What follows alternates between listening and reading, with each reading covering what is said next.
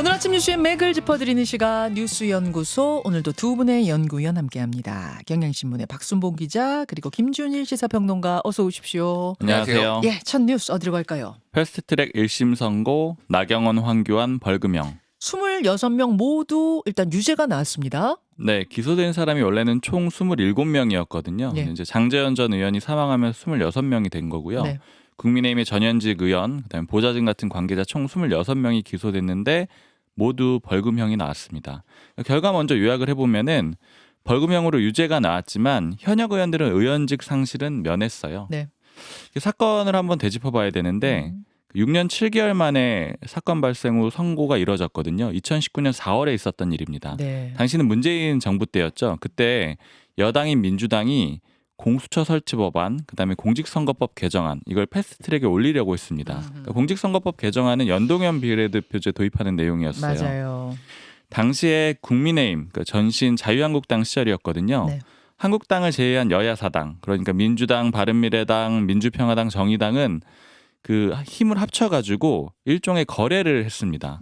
그러니까 소수 정당 입장에서 연동형 비례대표제가 좋은 거거든요. 그러니까 네. 이거를 통과시켜 달라, 대신에 민주당이 원하는 공직선거법 개정안 통과시켜 줄게, 이렇게 합의가 됐다라고 국민의힘은 봤고요. 그러니까 공수처 설치하고 연동형 비례대표제 일종의 거래가 됐다라고 예. 이렇게 당시에 자유한국당은 비판을 했었습니다. 네.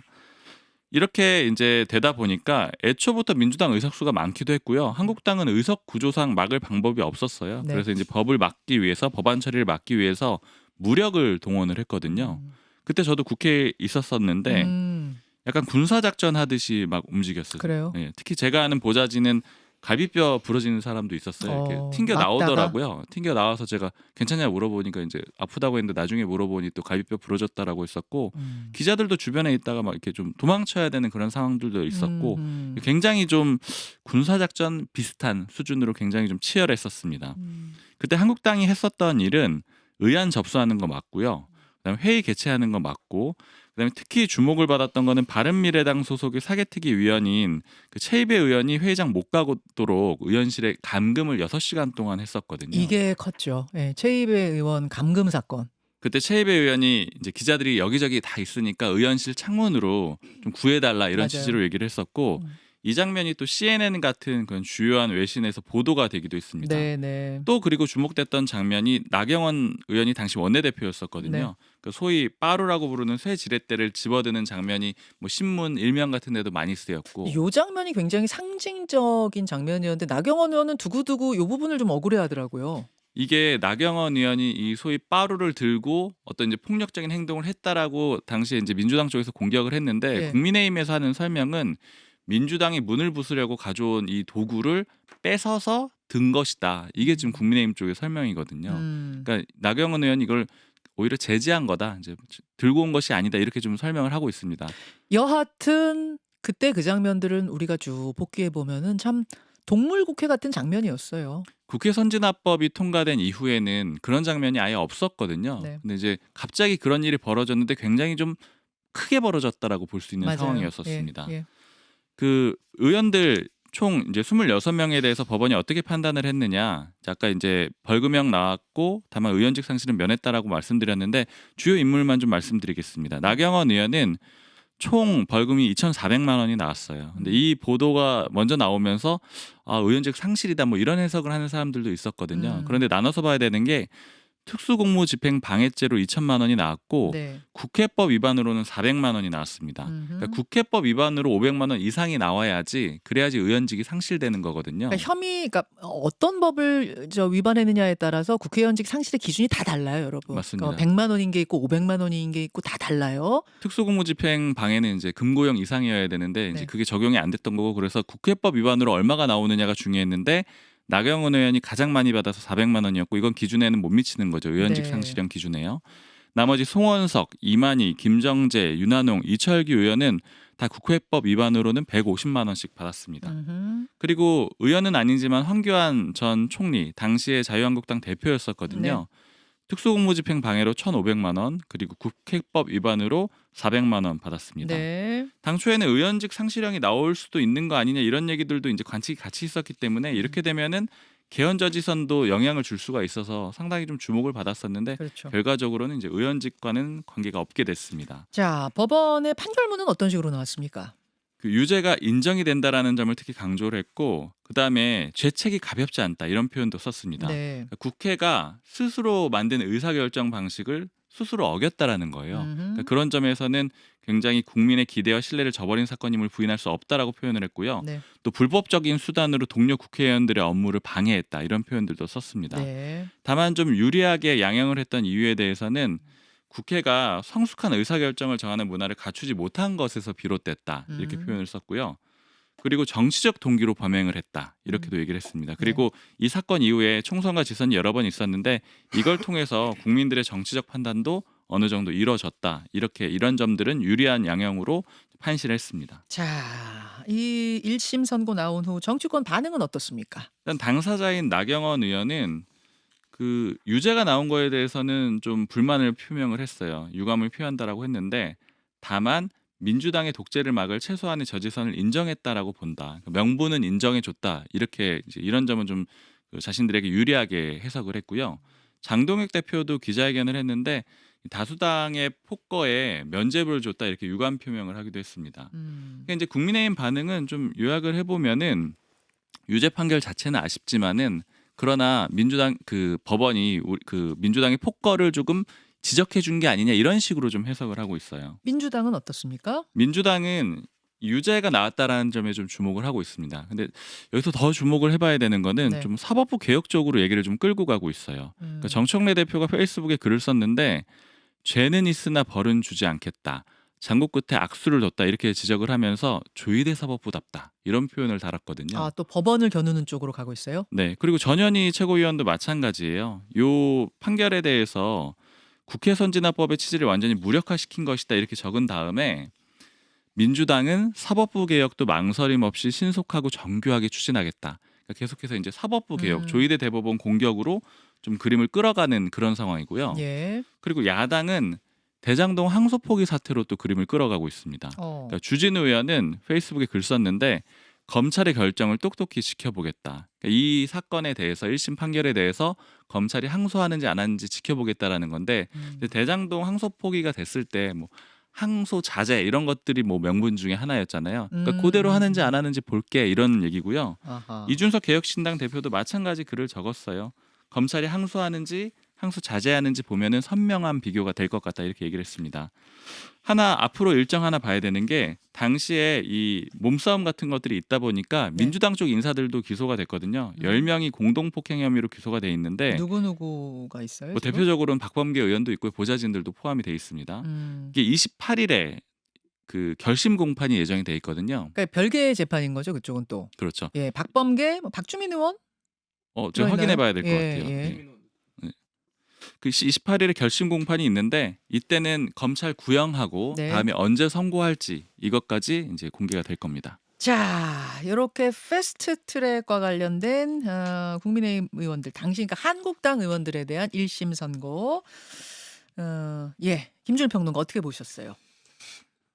뭐 이게 판결을 한 판사가 고심이 깊었겠구나 그 생각은 들어요. 그러니까 이게 처음에 굉장히 혼선이 있었던 게 이게 국회 선진화법, 그러니까 국회법은 500만 원 이상이면은 벌금이 500만 원 이상이면은 이제 의원직 상실인데 처음에 이제 이게 막 속보로 나올 때는 나경원 벌금 2,400 나오니까 와 이거 그러면은 의원직 상실이야 막 그랬다가 민주당 의원들 중에는 SNS에서 쓴 분도 있었어요. 예, 처음에. 예. 예. 근데 이게 다 분리해가지고 특수공무집행 방해랑 이제 이거를 다 따로따로 매긴 거죠. 그러니까 이렇게 할 때도 있고 안 할 때도 있는데 이렇게 굳이 한 거는 어쨌든 의원직을 상실할 정도의 사건으로 보기는 어렵다라고 판사가 판단을 한 거고 좀 부담을 많이 느낀 거죠. 그러니까 사실 판사들은 재판부는 좀 정치인들 사건은 니들끼리 해결하면 안 되겠니? 약간 이런 게 있어요. 알아서 좀 해결해. 그래서 이게 6년 7개월이나 사건 발생 후 6년 7개월이나 걸린 것도 사실은 사법부가 좀 이거 너무 과도하게 오래 끌었다라는 것도 있지만은 웬만하면은 좀 합의하고 서로 취하 좀 해봐라고 시간을 좀 끌어준 것도 있거든요. 네. 뭐 이런 상황이에요.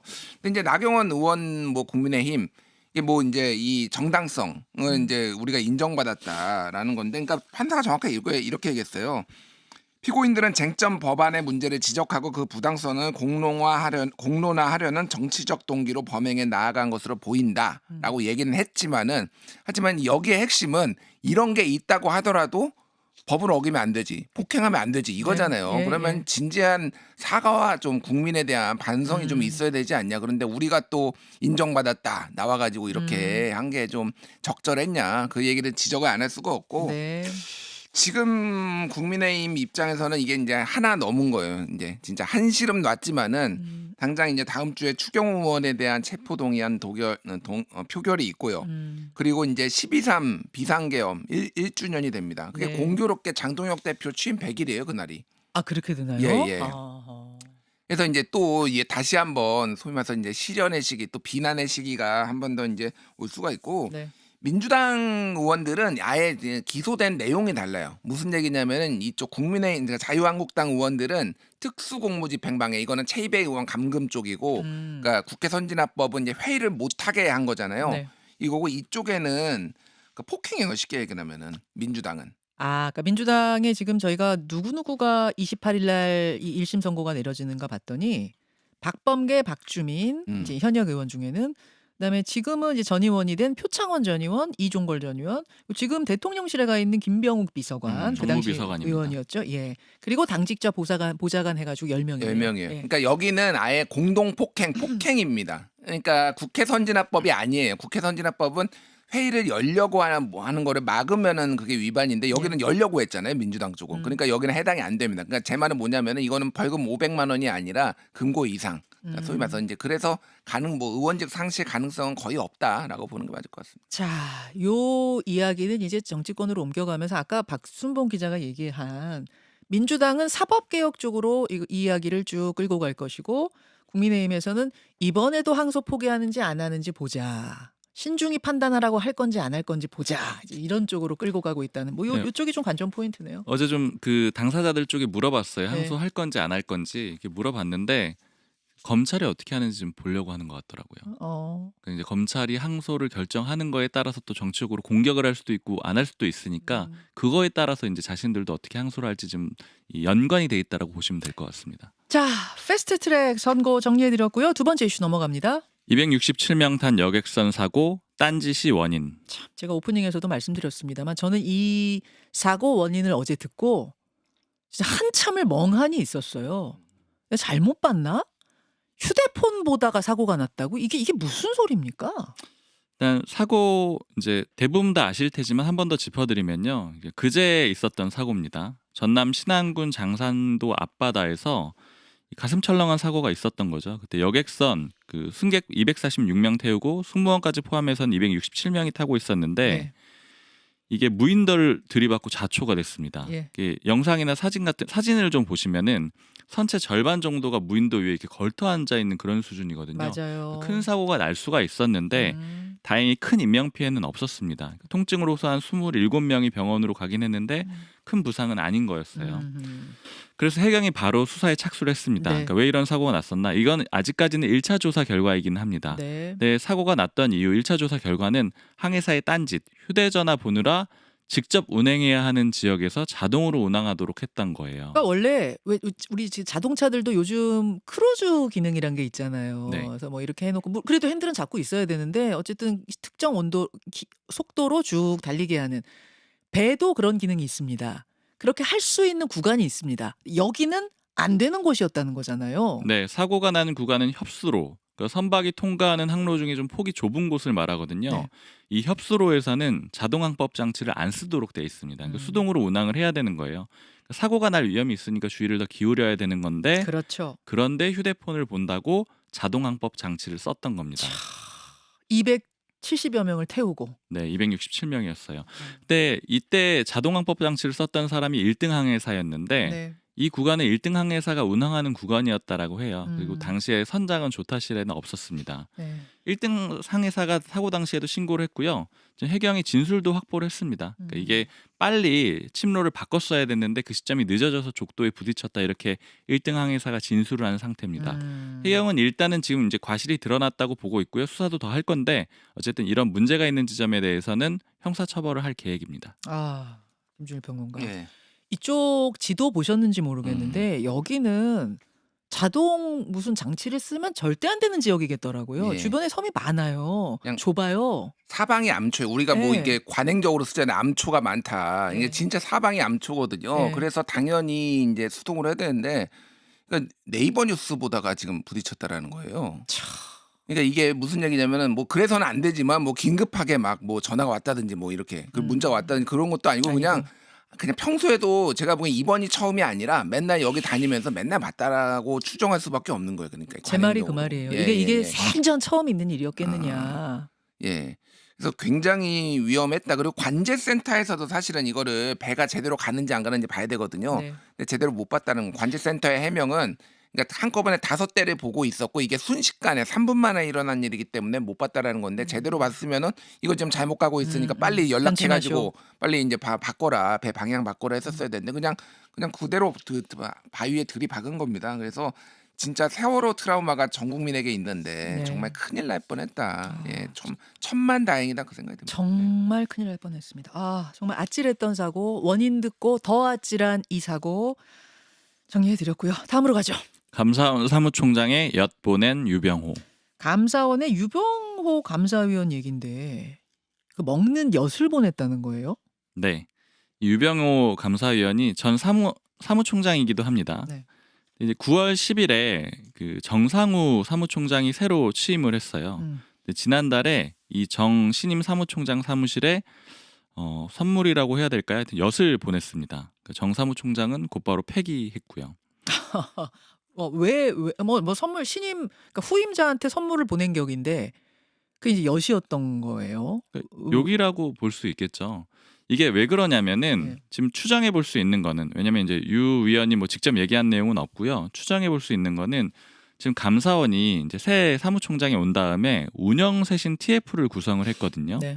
근데 여기에 대해서 불만 표시한 걸로 해석이 됩니다. 왜냐면은 이 유 의원이 감사원 내부 게시판에 글을 올렸는데 이 TF를 캄보디아 범죄단지 웬치에 비유하면서 막 공격을 한 내용이 있거든요. 그러니까 여기에 대한 불만을 저 엿으로 표명한 게 아니냐 이렇게 해석이 되는 거고요.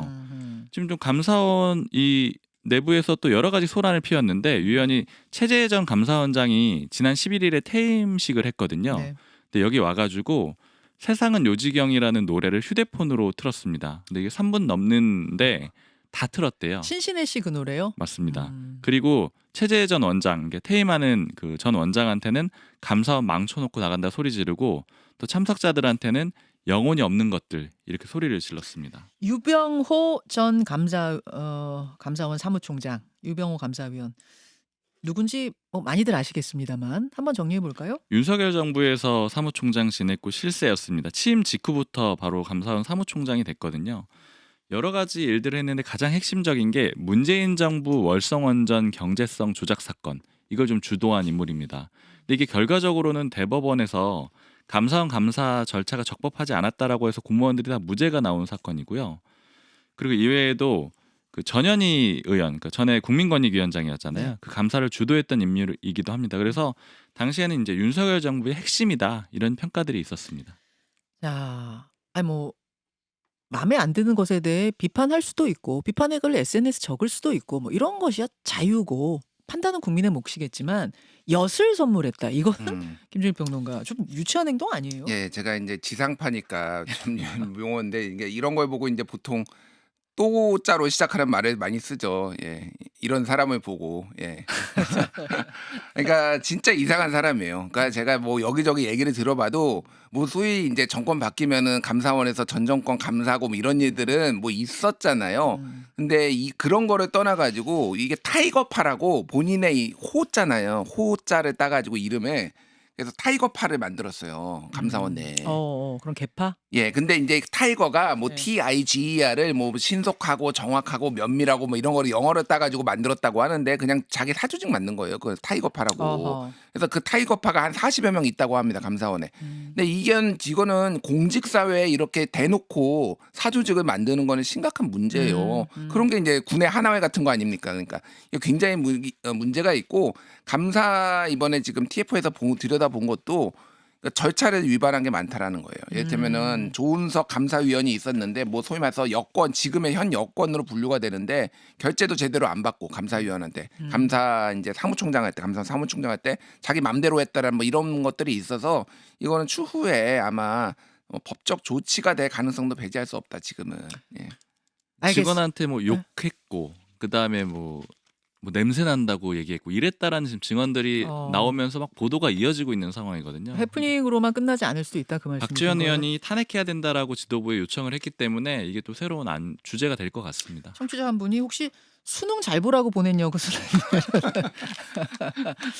자. 시점상 두 분 수고하셨습니다. 예, 감사합니다. 예.